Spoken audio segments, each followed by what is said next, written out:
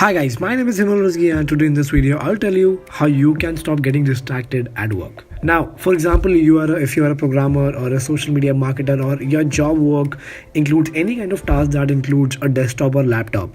Now, we start browsing those social media sites randomly and keep watching those useless unproductive videos every fucking day. And in the end of the day, we end up not doing nothing but wasting our precious time. Now, I do have a solution for you how you can stop doing that. And I have created a tutorial for you. Let's see how you can do it.